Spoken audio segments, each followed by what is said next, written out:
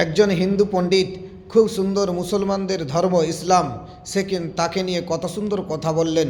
এবং আপনার কাছে যদি ভিডিওটা ভালো লাগে সর্বোচ্চ শেয়ার করে দেন এবং সকলকে জানার সুযোগ করে দেন।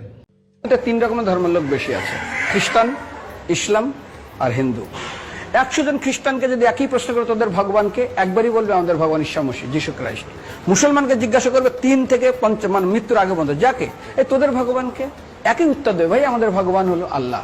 হিন্দুদেরকে যদি একই প্রশ্ন করা হয়, ভাই তোদের ভগবানকে, কনফিউজ। 100% হিন্দু 100% কনফিউজ, জানে না ভগবানকে। দ্বিতীয়ত, যদি তুই মুসলমানকে জিজ্ঞাসা হয় তোরা মসজিদে কেন যাচ্ছিস, ওদের শিখানো হয় মসজিদে যেতে হবে নামাজ আদায় করার জন্য।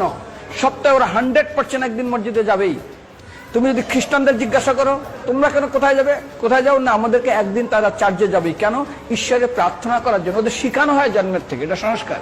আর হিন্দুদের যদি জিজ্ঞাসা করে তোমরা মন্দিরে কেন যাচ্ছ, হ্যাঁ আমার ছেলের বিয়ে হচ্ছে না, আমার মেয়ের বাচ্চা হচ্ছে না, আমার বাবা হসপিটালে আছে, কালকের আমার মামলার ডেট আছে, আমার ব্যবসা খুব খারাপ, আমার শরীর খুব খারাপ। 99.99 হিন্দু জানে না মন্দিরে কেন আসা উচিত, তাদের ভগবানকে। মৃত্যুর পরে কোথায় যাবে, মুসলমানকে জিজ্ঞাসা করবে মৃত্যুর পর কোথায় যাবে, বলবে ভাই নামাজ রোজা যদি না করি দোজকে যাব, অর্থাৎ নরকে যাব। যদি হিন্দুদেরকে জিজ্ঞাসা, ওদেরকে বলবে আর যদি করো নামাজ রোজা করি তাহলে বেহেশতে স্বর্গে যাব। যদি খ্রিস্টানদেরকে জিজ্ঞাসা করো, এই তোমরা যদি আমরা ঈশ্বর আরাধনা করি হেল অর্থাৎ নরকে যাব।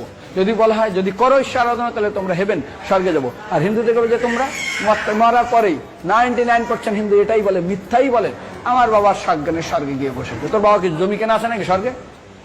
তোর বাবা জমি কেনা আছে যে তোর বাবা মরার পরে স্বর্গে গেছে, হোয়াটসঅ্যাপ করে দেখি এই যে অ্যাটাচ বাথরুম টয়লেট আমি একদম ভালোভাবে পৌঁছে গেছে, তোর বাবা স্বর্গে গেছে, জানিস তুই? আরে মৃত্যুর আগে এত কষ্ট পায়, এত কিছু করে, মারার পরে আমার বাবা স্বর্গে গেছে।